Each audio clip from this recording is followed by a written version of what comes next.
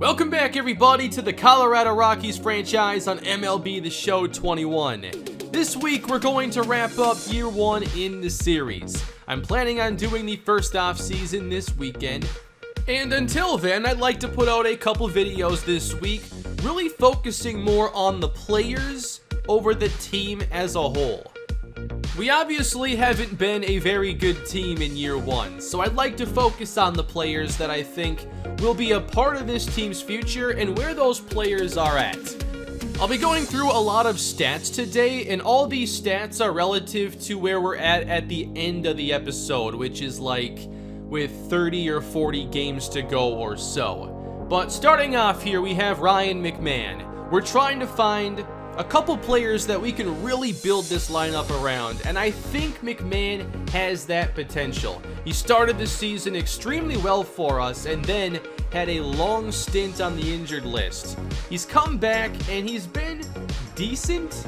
I kind of thought he's been slumping a little bit, but he's actually now at the end of the episode played just as much as he did back in 2020, and all of his numbers are up from there. All the major categories, average, slugging, home runs, strikeouts are down. He's hitting .251 for us this year and has 10 home runs. And now he's missed a lot of time, so it's hard to look at just his volume numbers, but nobody has hit home runs at a better rate than him this year. Can't believe that home run got robbed. But he's averaging a home run every 19.5 at-bats, which is top on the team. It's above average compared to the rest of the league. It's not going to be elite. But McMahon's only 26. He's playing really the fourth year of his career. And I expect him to be one of our best 2 or 3 hitters for the next handful of years. Of course, when we talk about this team's future, we have to talk about Brendan Rodgers, who has now taken over for star shortstop Trevor Story. His defensive ratings right now are decent. I wouldn't say they're anything more than average, but with a potential and so little experience at age 24, I'm really excited about his upside. I'm not sure if he's going to be a 20-30 home run hitter, but the ratings are already in the mid to high 50s. 53 power against righties, 59 against lefties. He's hit .242 this year with 7 home runs. Really, none of his ratings are a liability right now. Like 45 plate vision is a little bit low, but contact and power are all at least 53. And we're starting to see a little bit of power from him now as he gets a 2 home run game here against the Giants. My hope for Rodgers is that he becomes one of the more well-rounded hitters in the lineup. Kind of like how Charlie Blackmon's somebody that can hit for high average and also give you a few home runs as well. I love to see Rodgers within a couple years become like a .270 hitter that also gives you 20 home runs. That's going to give him a solid role on the team, and I'd say his development is on track so far. We do have to stay patient with a lot of these players. Rodgers, by the end of this episode, will have only played 100 career games. I've been really impressed with his offense. We've seen the 2 home run game here. There was a nice 2 double episode not long ago. His defense will need some work at short, but he is position flexible, so we could also play him at second or third, and that's something we might explore. He does have 8 errors at short this year, and he hasn't even played all that much. I could end up playing him at second base, and Ryan McMahon becomes the first baseman. I'm not sure any of these younger players have really solidified any of their positions yet. But thankfully, we have so many versatile players we can eventually figure it out. But here's where the team is at this point of the season. This is why we're not going through full games. The team is just losing day after day. Almost everybody's in a cold streak. This is not a good situation for the Rockies at all. So let's talk about Garrett Hampson, and we've focused on him quite a bit this year. He's batting leadoff most of the time and playing primarily in the outfield just because we want to play Rodgers, McMahon, Fuentes. So Hampson's been in the outfield where his range is super valuable, although it doesn't matter how fast you are when the ball's over your head and flying over the fence. His arm isn't great, but I mean, his speed helps make up for it on some plays when he's in center field. So this could still be where he ends up playing long term. But if it doesn't work out that way, the infield could work with Hampson, Rogers, Fuentes, and Ryan McMahon. The average is a bit disappointing for him this year, hitting just .224 with 6 home runs and 3 triples. One of my go-to baseball stats is ISO, and MLB The Show does track it. It's isolated power. It's basically slugging percentage, but they take away singles to solely look at extra base hits and power. And for players, typically an ISO, according to Fangraphs, they say 140 is average. And then if you're in the 2s, that's really good. Hampson's ISO this year is 102, which is really, really low. He has not been the hitter we hoped for this season. I think at times he has been, but for the last couple months, he seems to really be struggling. And I'm surprised, too, at his stolen base numbers, because with his speed, you'd expect him to be one of the best in the league there, and he has 17 stolen bases, but he also has been caught stealing 7 times this year. Then you check out his stealing rating, it's only a 29. And by the way, this was the most ridiculous game. Hampson had so many fielding plays here as I was going through player lock. There were like 4 or 5 home runs. Fernando Tatis Jr. hit 2 of them, had a great defensive play before. That just shows you like what a superstar can do. And you realize we don't have anybody like Fernando Tatis Jr. or anywhere even close. I know we have a couple A potential players with Hampson and Rogers, but I still don't know that we have anybody that's more than a complimentary player at this point. One player who has impressed me, though, is third baseman Josh Fuentes, who hasn't had the easy task this year of replacing Nolan Arenado, his cousin, at third base. But Fuentes has hit .265, he's hit 13 home runs, he has a 184 ISO, and he has one of the better WARs on the team. And it's still not much at 1.5, but that's second best for all position players on the team. Fuentes has arguably been our most complete hitter, having the 13 home runs that I mentioned, but he also leads the team with 26 doubles and 9 triples. At this point in the season, the Rockies are ranked 28th in batting average. In runs scored, we're 29th despite where we play. And in home runs, the Rockies are a little bit better at 22nd. Let's talk about pitching now a little bit. That's been another issue for us. We haven't done much well. We are now the 29th team in ERA, just ahead of the Boston Red Sox. And we allow the second most runs, again, just ahead of Boston. But our ace this year has been German Marquez. His season hasn't been great. It's not one of his best. He's been a .6 WAR pitcher for us this year, and that obviously isn't great. In his career, he's put up 1.7, 4.3, 2.6, 1.9. So it's really been his worst season in the last 5 years. I still think Marquez is going to be somebody we build around going into the future, but I'm hoping we can find some other pitchers that can have the chance to be the ace of the team, especially if Marquez doesn't bounce back. His K rate is the lowest it's been in the last 5 years at just 7.5 strikeouts per 9 innings. His walk rate is a career high this season at 3.2, and he's also allowing the most home runs he ever has with 1.6 home runs per 9 innings. I'm not exactly sure why he's regressed so much this season, but we're hoping that 2022 is a lot better for him.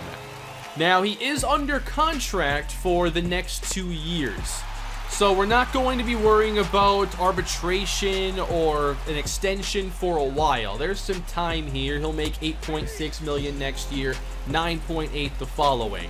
When I've played with Marquez this year, I've really liked pitching with him. His control is probably the best out of our starting rotation. He has pretty good command of his breaking pitches, and we usually get a decent outing from him. And despite the 5.07 ERA, which isn't even close to being best on the team, He's still ranked 3rd in WAR, so there are some things Marquez is doing better than other pitchers on the team, but this season isn't going to be good enough for him to stay the ace or even the 2nd or 3rd pitcher.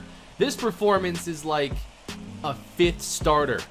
So with whatever money we have in free agency, and it should be a lot of money, we want to bring in the right starting pitching talent. I want Marquez to be part of this rotation, but it needs to be a whole lot better surrounding him. He'll be 27 next year. I'm hoping for a big bounce back, and hopefully in free agency we're able to make something happen there. I know that we spend some of our draft picks on some starting pitcher talent, but those players are years away from making it up to the show. They are all like 19 years old. In this start against the Padres, it was very up and down for Marquez, like his season has been. Tommy Pham took him deep a couple times. Whenever they hit the ball hard, it just seemed to go over the fence, but he also had some pretty good innings at the same time.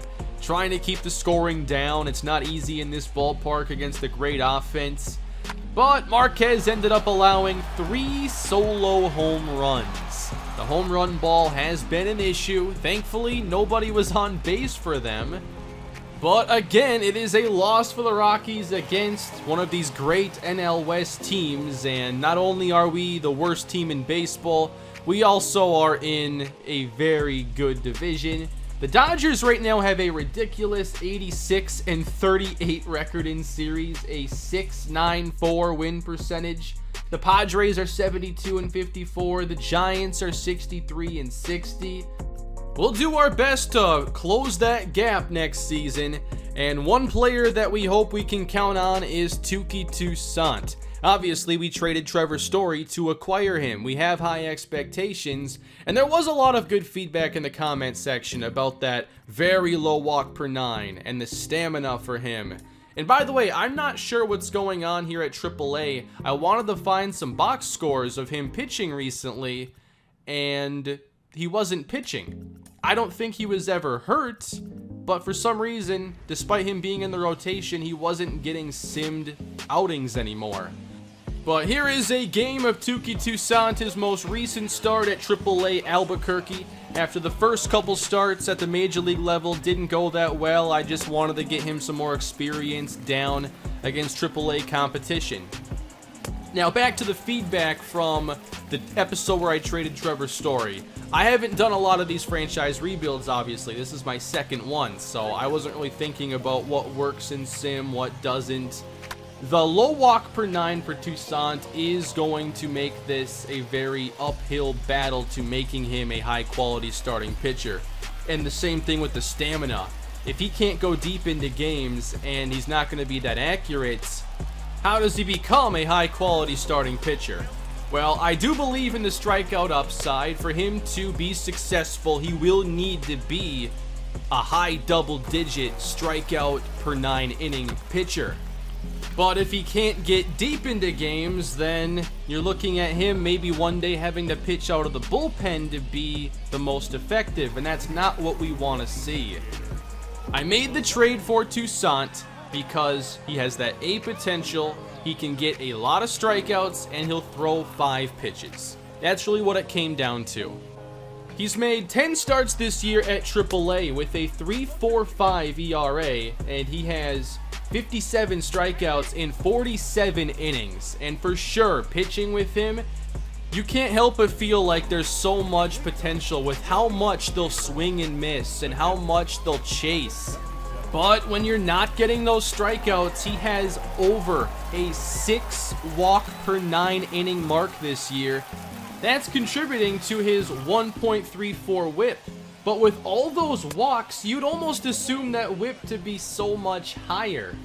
But hitters have actually walked more against Toussaint than gotten hits against him this year. And now he's only pitched 47 innings, so it's not even a great sample size. And I'm trying to get him more innings, but for some reason, the simulated games just were not playing him. They were like skipping over him in the rotation for some reason.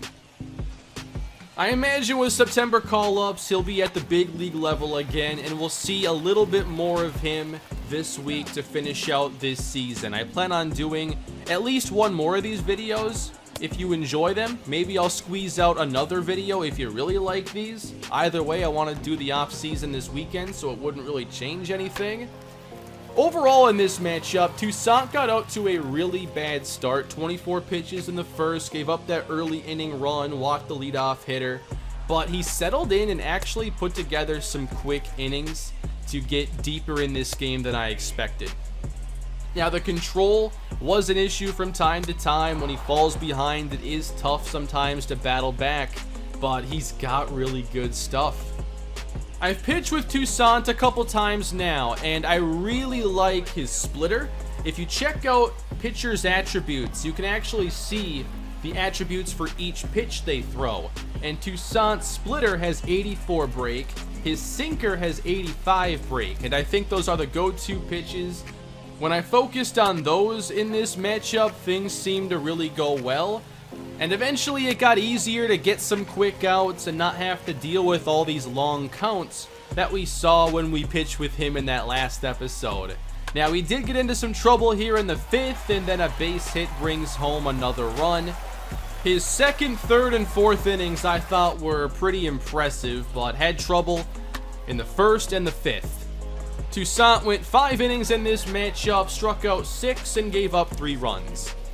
We're either going to do 1 or 2 more episodes, I'd say, for this season, and I'd like to focus on the September call-ups and maybe some players that could make an impact next year.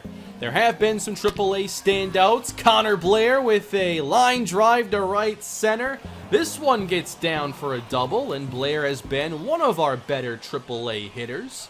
He's hit .259 with 10 home runs. And the next batter, Eric Stamets, with a line drive to left center, and he will double home Blair. Both Blair and Stamets could be called up. I think they call up like the entire 40-man roster or something, and I have changed that around a little bit because the default 40-man roster was a little bit strange. So I'm looking forward to the September call-ups and doing another episode perhaps like this, if you like this format. To me, it just made the most sense. Like, we've gone through a bunch of games. Let's just focus on the players now and put together a bunch of these player lock games and really enjoyed the process of doing that. Here are the records, by the way, for all of our affiliates. Our Major League team and AAA teams have not put up good records this year. At least our AA team is above 500. But we're still not going to the playoffs at any of these levels. The Major League team's in last place. AAA team's in last place. It's not just rebuilding the big league team here. It's really the whole organization.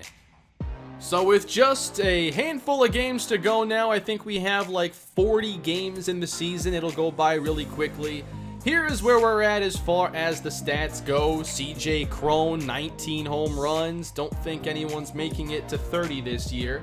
I didn't focus as much on the veteran hitters, although Charlie Blackmon and CJ Cron have been 2 of our best. I just think we know enough about those players, and we're trying to see the development for everybody else. Obviously, Charlie Blackmon's going to be back next season. I still don't want to trade him. And CJ Cron could come back. He's making $1 million this year. If I want to re-sign him, looks like I'll have to offer him around 4 to pull it off now. One player I haven't focused on much, but the stats have been pretty good for, is Sam Hilliard. He has the best ISO on the team. He's only hitting .213, but when he is getting hits, it's been a lot of doubles and home runs at least. And then catcher Elias Diaz. I have really liked hitting with him this year. He's hitting .272, and that is top on the team. He also has the best on-base percentage, as he does draw a fair amount of walks as well.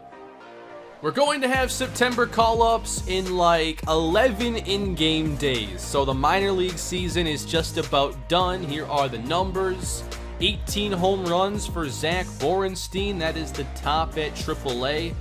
First baseman Todd Sinigi is probably somebody who's going to end up being called up. He's a 65 overall with C potential, but he's hit the ball really well this year at AAA. 284 with an 839 OPS. Definitely want to give him a look at the end of the season.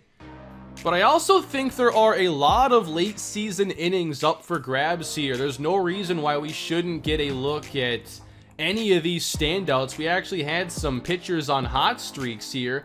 Ryan Castellani does have some experience at the big league level with the Rockies, but he's pretty much spent all year in Albuquerque this season. There's Brian Gonzalez, who has really low potential at just D. Maybe that can get better to C. And there might be a couple more players at AAA who will get some of those innings as well, including Touki Toussaint. Down at AA, Zach Veen has actually been a negative WAR player this year, which is a major shock and disappointment considering he is basically the top prospect right now in the organization. Looking at his numbers, I don't quite understand why it's negative. He's hit 269 this year with like a 150 ISO. He at least seems like an average player, not below replacement level. But I think the main reason why the AA team is doing a bit better is because of the pitching. They actually have a few pitchers with a WAR above 2. So next year, I think those pitchers might get elevated. They're still low 60s overall. And as always in the game of baseball, you just have to stay patient and do a lot of waiting. But we're not going to wait too much longer before we're on to Season 2. I am looking forward to the off-season this weekend. Hopefully we can make some changes to this team. We don't have like a ton of big contracts, so free agency should have a chance to be exciting. I imagine we'll have the money. We'll see if we can find the right players to target. I do want to come away, hopefully, with a difference maker for the starting rotation, but also adding somebody maybe in the outfield would make some sense. I feel like with the talent we have right now, we can figure out the infield with who we have, but say Hampson goes back to the infield, we have McMahon, Fuentes, and Rogers. We may end up targeting one of the better outfielders in free agency, and I'm not exactly sure who to expect to be available. Perhaps there's somewhere in game I can check out the pending free agents. I feel like that's a thing. But that is going to bring this episode to an end. Hope you're enjoying year 1 here with the Rockies. We're almost through it. And let me know what you thought of this episode format. This is just what I thought made sense here for the end of a season. I want to do at least one more of these this week, focusing on some of the players that we call up and may make an impact next season. So leave your thoughts down below in the comment section. Please leave a like if you enjoyed the video, subscribe, and I'll see you next time. Have a great day, everybody.